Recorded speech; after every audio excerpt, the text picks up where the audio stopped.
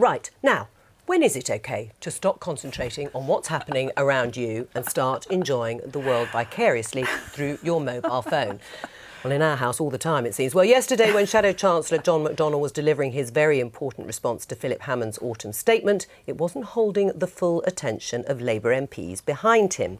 Let's take a look. No fewer than 21 MPs sitting behind John McDonnell in the chamber can be seen fiddling with their mobile phones instead of concentrating fully on what their esteemed colleague was saying.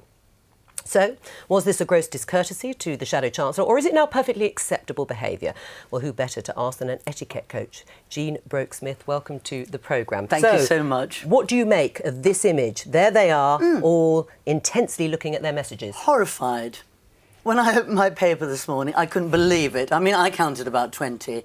I mean, there was the Shadow Chancellor responding, and I don't know what they were doing. Perhaps they were...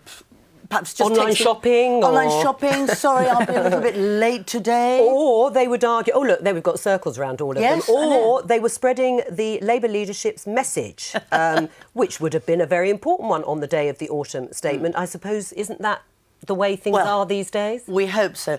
I mean, I think mobile phones, as much as we need them, it's taken over our life completely.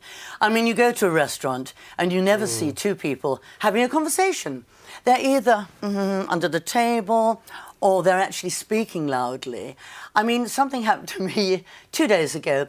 I was walking down my road, just minding my own business. Somebody was loudly speaking on the phone, waving the arms around, walked straight into me like that and looked at me as if I should not have been on the pavement. Yes. Do you think now we have lost sight of general courtesy, day-to-day manners when it comes to mobile phones?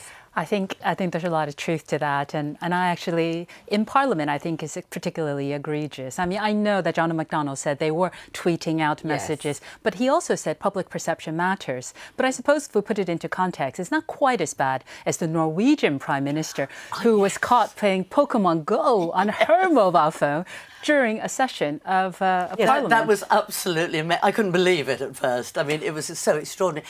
I was just thinking this morning about, well, when Cameron was in, about 5 or 6 years ago, he banned the mobile phones from cabinet meetings. Oh, did he? He actually did, because I was asked what I thought, and I said, well done.